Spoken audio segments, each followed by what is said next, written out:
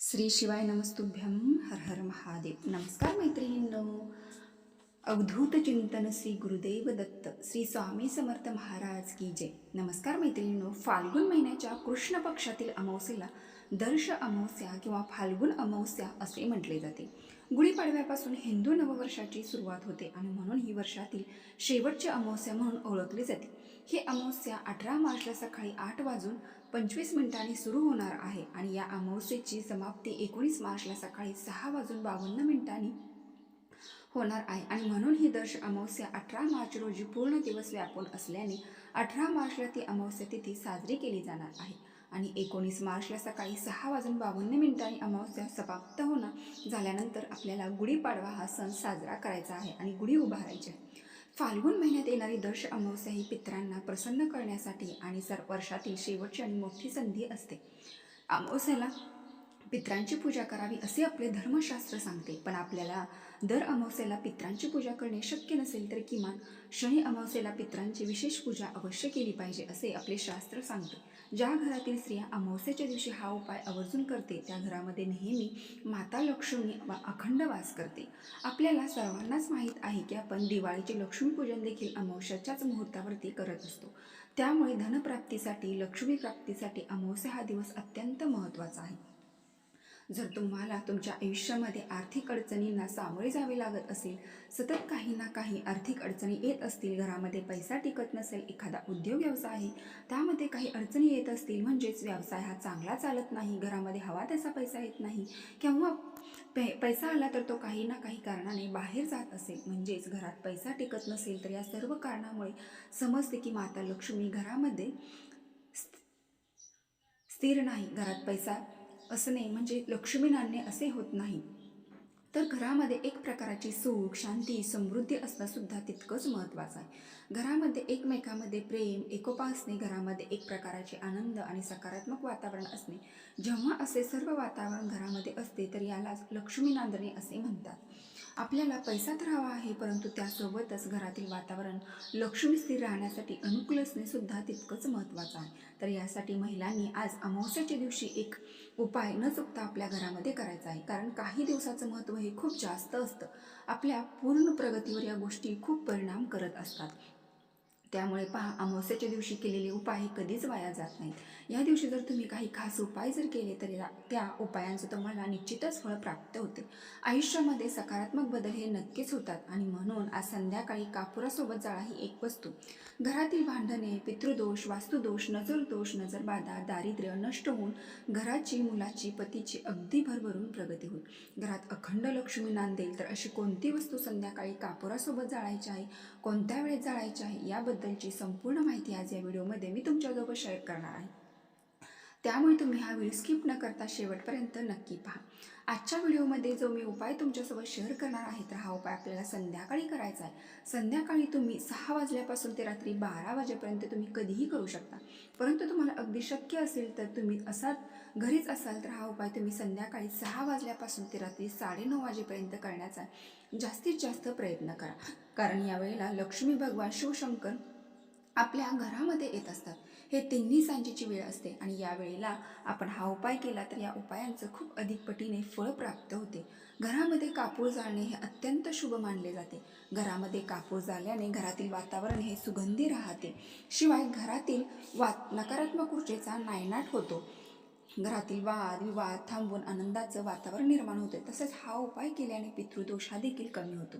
बाहेरील नकारात्मक ऊर्जा घरामध्ये प्रवेश करत नाही. वाईट नजरेपासून आपल्या कुटुंबाचे संरक्षण होते.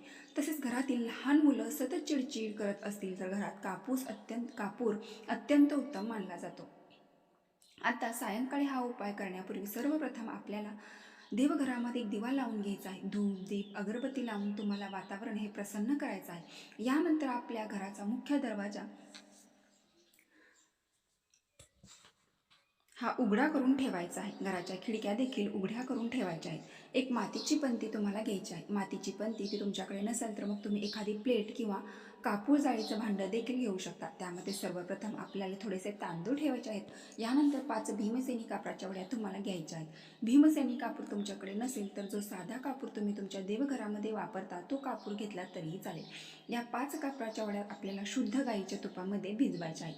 यानंतर तुपामधून काढून त्या तांदळावरती तुम्हाला ठेवायच्या आहेत. यानंतर या कापरावरती आपल्याला 2 अखंड फुलांच्या लवंगा आहेत तर त्या ठेवायच्या आहेत आणि 2 हिरवी वेलची असते तर ती ठेवायच्या. सोबतच तुम्हाला तुमच्या हातामध्ये थोडीशी पिवळी मोहरी असते तर ती घ्यायची आहे. पिवळी मोहरी नसेल तर तुम्ही काळी मोहरी देखील घेऊ शकता. यानंतर तुम्हाला 5 काळी मिरे जे असतात तर ते देखील हातामध्ये घ्यायचे.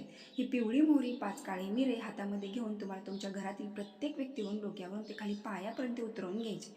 खास करून तुमच्या घरामध्ये जर लहान मुलं असेल, मुलांना नजरदोषी खूप पटकन लागत असेल, नजरदोषी फक्त बाहेरच्याच व्यक्तीची लागते का तर नाही, घरातल्या सदस्याची सुद्धा आपल्या मुलांना नजरही लागत असते. नजरदोष दूर होण्यासाठी काही नकारात्मक मुलामध्ये असेल तर ती निघून जाण्यासाठी मुलांवरून या 2 वस्तू तुम्हाला उतरवून घ्यायच्या आहेत. तसेच तुमच्या घरामध्ये जो कर्ता पुरुष आहे, जो नोकरी व्यवसाय करत आहे तर त्याच्यावरून सुद्धा तुम्हाला 2 वस्तू ज्या आहेत तर त्या उतरवून घ्यायच्या आहेत. बऱ्याच वेळा आपल्या घरातील कर्त्या पुरुषाला सुद्धा नजरदोष ज्या आहे तर ती लागत असते आणि म्हणून त्यांची प्रगती होत नाही. त्याला कोणत्याही कामामध्ये यश मिळत नाही, कोणतीही गोष्ट त्याच्या मनासारखी घडत नाही. त्यामुळे त्या व्यक्तीवरून सुद्धा तुम्हाला या 2 वस्तू उतरवून घ्यायच्या आहेत. घरात आजारी व्यक्ती असेल तर तिच्यावरून सुद्धा तुम्हाला या वस्तू उतरवून घ्यायच्या आहेत. त्याचबरोबर आपल्या घराचा जो मुख्य दरवाजा आहे तर त्या मुख्य दरवाजावरून सुद्धा तुम्हाला वरपासून ते खालीपर्यंत 7 वेळा या 2 वस्तू उतरवून घ्यायच्या आहेत. आणि यानंतर या दोन्ही वस्तू तुम्हाला प्लेटमध्ये टाकायच्या किंवा तुम्ही कापूर घेतला असेल तर त्यामध्ये टाकायच्या. यानंतर हा कापूर आपल्याला आपल्या देवघरामध्ये प्रज्वलित करायचा आहे. कापूर प्रज्वलित केल्यानंतर ती प्लेट तिथून तुम्हाला उचलायची आहे आणि त्याचा धूर हा संपूर्ण घरामध्ये फिरवायचा आहे. जेव्हा तुम्ही हा धूर घरामध्ये फिरवणार आहे तेव्हा तुम्हाला श्री स्वामी समर्थ मंत्राचा कंटिन्यू जप करत राहायचा आहे. यानंतर हे भांडं आपल्या घराच्या मुख्य दरवाजावरती घेऊन यायचं आहे आणि मुख्य दरवाजाचा जो उंबरठा असतो तर त्या उंबरट्यावरती मधोमध तुम्हाला हे भांडं ठेवून द्यायचं आहे. जोपर्यंत यामधल्या वस्तू जळत आहे तोपर्यंत तुम्हाला याच मंत्राचा जप करायचा आहे. कारण दुसऱ्या दिवशी स्वामी प्रकट दिन आहे तर या काळामध्ये स्वामी समर्थ लहरी या 1000 पटीने जागृत असतात. या भांड्यातील वस्तू शांत झाल्यानंतर त्यामध्ये जी काही थोडीफार राख तयार होईल ती राख घरातील प्रत्येक सदस्याच्या कपाळावर लावायची आहे. त्याप्रकारे आपण हळदी कुंकू लावतो त्याप्रमाणे उंबरट्यावरती सुद्धा थोडीशी राख जी आहे तर ती लावायची आहे. यानंतर त्या प्लेटमध्ये पाणी टाकून ते पाणी तुम्हाला तुळस सोडून इतर कोणत्याही झाडाला घालू शकता. अशा पद्धतीने हा छोटासा उपाय तुम्हाला आज संध्याकाळी अमावस्येला आवर्जून करायचा आहे. मराठी कॅलेंडरनुसार ही वर्षातील शेवटची अमावस्या आहे आणि नवीन वर्ष आपल्याला चांगलं जावं, प्रत्येक कामात यश मिळावं, लक्ष्मीच्या कृपेने आपल्या घराची भरभराट व्हावी, घरातील सर्व दोष इडा पिडा निघून जावे आणि कुटुंबाची प्रगती व्हावी यासाठी हा उपाय करायचा आहे. त्याचबरोबर दर अमावस्येला आणि पौर्णिमेला घरामध्ये एक उपाय केला जातो तो म्हणजे कर्पूर होम. तर या दिवशी तुम्हाला शक्य झालं तर आवर्जून कर्पूर होम नक्की करा. ज्या घरात कर्पूर होम केला जातो त्या घरात कुठलीही दोष अडचणी नकारात्मकता नजरबाधा ही राहत नाही.